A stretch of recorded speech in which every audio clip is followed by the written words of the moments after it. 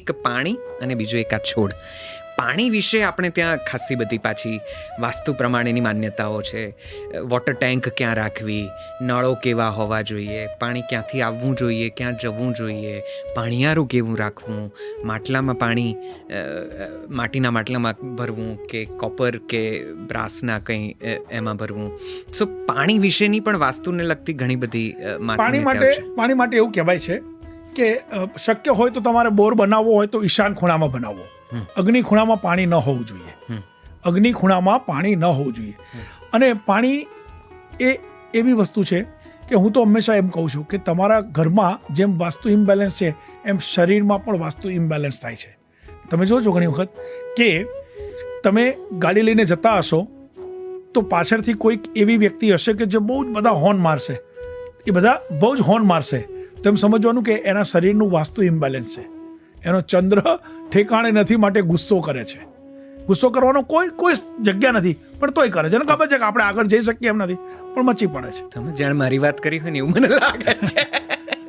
હું જ ઘણા હોન મારું છું, નહીં મારું આજથી. એટલે હું એટલે જ એસ્ટ્રોલોજર છું કે એટલે એક સારો એસ્ટ્રોલોજર એક સારો સાયકોલોજીસ્ટ હોય છે. ક્યાં વાત છે બાપુ, આપણે બહુ વાતો નથી કરવી, તમે મને સાવ સ્કેન કરી લેશો. એટલે પાણીની જે વાત છે, પાણી ઈશાન ખૂણામાં હોવું જોઈએ પણ એની સાથે સાથે રસોડામાં એક માટીનું માટલું હોવું જોઈએ. નાનકડું તો નાનકડું પણ લાલ કલરનું, કાળા કલરનું નહીં. લાલ કલરનું, કારણ કે આપણે રસોડાની અંદર મંગળ તત્વ ઊભું કરવું છે માટે લાલ કલરનું માટલું હોવું જોઈએ. પેલું કાળું માટલું ખૂબ વધારે પાણી ઠંડુ કરે એમ કરીને એવું ઉનાળામાં નથી હોતું. જ્યાં સુધી માની લો કે આપણે એવું નથી કે દર ઉનાળામાં કેમ તેમ આપણે માટલું બદલીએ છીએ તો 1 કે 2 વર્ષે આપણે માટલું બદલીએ પછી જૂનું માટલું થાય એટલે ઠંડુ નથી થતું. એવી રીતે એવું કાળું ને એવું કંઈ હોતું નથી. પણ હવે આમાં કાળું એટલા માટે, કાળાથી મને સુખ નથી. કાળો કલર તો હોવો જ જોઈએ. ઓન ધ કોન્ટ્રી હું તો એવું માનું છું કે કાળા કલર તમે પહેરો જ પણ કાળા કલરનું માટલું એટલા માટે નહીં કે એ જગ્યાએ હું કાળા કલરનું પ્લેટફોર્મ પણ કરવાની ના પાડું છું. બરાબર છે. તો એની બદલે હું આ લાલ માટલું એટલે કરાવડાવું છું કે મંગળ તત્વ આપણે ઊભું કરવું છે માટે. બિલકુલ. એટલે પાણી તમે ગમે ત્યાં મૂકી શકો છો અગ્નિ ખૂણા સિવાય. બરાબર. એક વોટર ટેન્ક ક્યાં રાખવી એના પણ બહુ પ્રશ્નો હોય છે. મોટે ભાગે ટેરેસ ઉપર હોય ને ત્યાંથી પાણી ઘરમાં આવતું હોય તો એના પણ કોઈ નીતિ નિયમો છે? હા, ચોક્કસ નીતિ નિયમો છે. ટેરેસ પર જ્યારે તમે વોટર ટેન્ક મૂકો છો તે વખતે પૂર્વ દિશામાં કઈ બાજુ ટેન્ક છે એ જોવું જોઈએ. કારણ કે ધાબુ તો આપણું ખુલ્લું હોય છે તો આ મૂકી દીધું અગ્નિ ખૂણામાં તો એ ના ચાલે. હવે સોલર પેનલ્સ આવી ગઈ મોટા ઘરોમાં, જેમની પાસે ધાબુ છે અથવા તો ફ્લેટ્સમાં પણ હવે તો સ્કીમ્સમાં સોલર પેનલ ઇન્ટ્રોડ્યુસ થવા માંડી છે.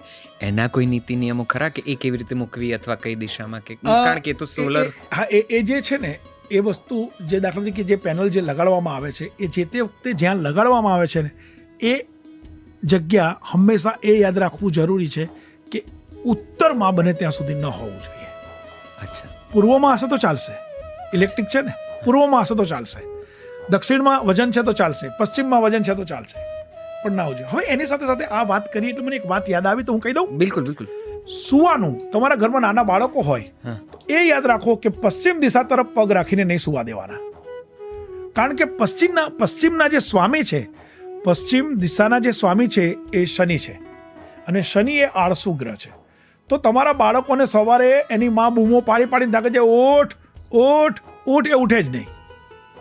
તો શનિ તરફ તમે, એટલે કે તમે પશ્ચિમ તરફ પગ રાખીને સુવો, એના બદલે તમારે સૂર્ય તરફ પગ રાખીને સુવાથી તમારે જીવનની અંદર એટલી બધી એનર્જી રહેશે, કામ કરવાની ઈચ્છા થશે અને તમે એકદમ સ્માર્ટ દેખાશો. બેડરૂમમાં થોડાક પ્રશ્નો કદાચ લઈ લઈએ પણ એ પહેલાં પેલું છોડવાળી વાત મગજમાંથી નીકળી ન જાય. હવે બહુ જ એવા ટ્રેન્ડ્સ પણ છે અને લોકો પોતાના ઘરને ડેકોરેટ કરવા માટે જાતના ને ભાતના પ્લાન્ટ્સ ઘરમાં તરોતાજા લગાવતા હોય છે, પછી એની સંભાળ રાખતા હોય છે. કેટલાક દરવાજાની બહાર મૂકતા હોય છે. કેટલાક પ્લાન્ટ્સ ઘરમાં લવાય, કેટલાક ન લવાય, એવી બધી પણ વાતો ચાલે છે. તો આ છોડ ક્યાં રાખવા, કયા રાખવા ને એની પાછળનું કોઈ વાસ્તુ દોષ લાગે કે નહીં? હંમેશા યાદ રાખજો, છોડ કોઈ પણ પ્રકારના તમે લાવી શકો છો, કાંટાવાળા છોડ ના ચાલે. કાંટા જેમાં હોય એવા છોડ ના રખાય. તો પેલા ફેન્સી થોર ને એ બધા જે આવે છે એટલે એ ખરેખર રખાતા નથી. પણ હવે આ જમાનામાં તો ફેન્સીના નામે તો ઘણું બધું ચાલે છે. તમે સમજ્યા? એ રખાતા નથી. કાંટાવાળા છોડ ના રખાય. બીજું જે છોડ નાના, જે પ્લાન્ટ્સ નાના છે એ તમે ઈસ્ટમાં રાખી શકો છો. મોટા પ્લાન્ટ્સ હોય કે મોટા કુંડા હોય એ તમે સાઉથમાં અને વેસ્ટમાં રાખી શકો છો. હવે માની લો કે પૂર્વ દિશામાં જ તમારે પ્લાન્ટ્સ મૂકવા છે અને મોટા મોટા કુંડા છે, તો નીચે પાટીઓ મૂકવો અને એની પર કુંડા મૂકવો. બરાબર. એટલે આવું હું સમજુ કે નૈઋત્ય ખૂણામાં મોટે ભાગે વજનદાર વસ્તુઓ હોય. એટલે તમે એવું સમજો કે દક્ષિણ દિશા અને પશ્ચિમ દિશા ત્યાંથી ત્યાં સુધી કોઈ પણ વજનદાર વસ્તુ તમે મૂકી શકો. ઘરમાં બહુ પેલા આર્ટિફિશિયલ પ્લાન્ટ્સ લોકો રાખતા હોય છે, ગુલદસ્તા સજાવીને રાખતા હોય છે, એ કરાય? એ ન રખાય. આર્ટિફિશિયલ ફ્લાવર્સ ક્યારેય પણ ઘરમાં ન રખાય. આર્ટિફિશિયલ ફ્લાવર્સથી જ ઘરની અંદર માંદગી શરૂ થાય છે, કારણ કે એની અંદર બહુ ડસ્ટ હોય છે. તમે જ્યારે ડસ્ટિંગ કરો છો ને ત્યારે ત્યાં જેટલા પણ બહેનો સાંભળતા હશે ને એ બહેનો વિચારશે કે આ વાત સાચી છે. ડસ્ટિંગ કરતી વખતે ત્યાં એટલે નથી જતા, ડસ્ટિંગ કરતાં પડી જાય, તૂટી જાય, તો એના કરતાં ડસ્ટિંગ નથી કરવું. તો એને તમે ખાલી આમ ખંખેરશો ને તો બહુ ધૂળ નીકળશે. તો આર્ટિફિશિયલ ફ્લાવર્સ ક્યારેય પણ ઘરમાં રાખવા નહીં. શું આપ માનો છો કે મહેનત અને અપેક્ષાના પ્રમાણમાં વધુ ફળ અને સફળતા મળવી જોઈએ, તેમજ નસીબ વધારે સાથ આપે તો? દુનિયાની દરેક વ્યક્તિ પોતાનું ભાગ્ય બદલવાની કોશિશ કરે છે, અને હું ચોક્કસ માનું છું કે ભાગ્ય પણ બદલાય છે. તો કેવી રીતે? કુલ 3 રીતે ભાગ્ય બદલાય છે: ગ્રહોથી, કર્મો દ્વારા અને ભૂમિ થકી.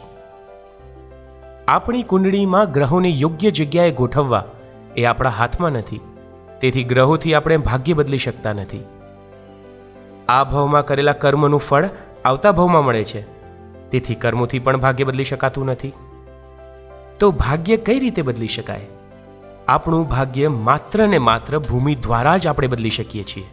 તમે જે જગ્યાએ તમારા પરિવાર સાથે વસવાટ કરો છો, જે ભૂમિ ઉપર વેપાર અને ધંધો કરો છો, તે ભૂમિ જો વાસ્તુની દ્રષ્ટિએ બેલેન્સ હશે તો નિશ્ચિત તમારા જીવનમાં સમૃદ્ધિની લહેર આવશે.